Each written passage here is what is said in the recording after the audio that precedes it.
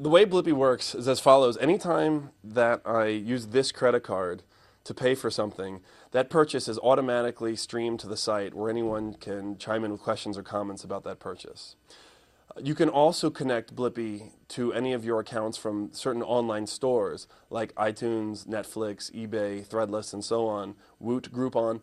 If you connect your Blippy account to these online stores, then we'll automatically publish the things that you're buying from these stores. A user on the site whose username is Matt bought a Wi-Fi enabled bathroom scale. Kind of a cool product that can do anything from send your health information to Google Health or tweet your weight and so on. He bought this scale and it showed up on his Blippy stream, and then lots of people were commenting, wow, this scale looks really cool, it looks really interesting. And probably within 24 hours, probably 20 other people bought that scale. And it wasn't a cheap scale, it was about 170 bucks, but we've started to see this kind of viral shopping where one person buys something and then hundreds of other people discover this product because they saw that their friend bought it or somebody they follow bought it, and then they buy it too.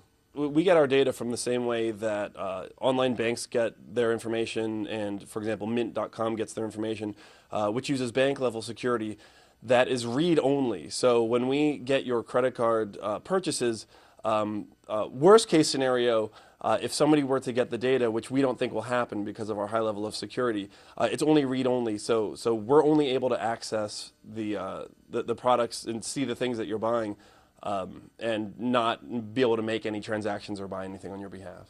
One of the most interesting things about Blippy is these sort of unintended things that happen. So you might not think that even if you're making a mundane purchase like gas or groceries or whatever, you might not think that it's so interesting, or a $3 cup of coffee from Starbucks. Turns out oftentimes these things are, and they really spark interesting conversation from somebody, asking, well, what did you buy, and what neighborhood were you? Oh, I go to that Starbucks also, like maybe we should get together sometime. To the more interesting purchases, like some classic movie that you're getting, or I have a friend who just bought a guitar tuner online, and it showed up on Blippy, and I didn't know that he was a guitarist, so we started talking about that.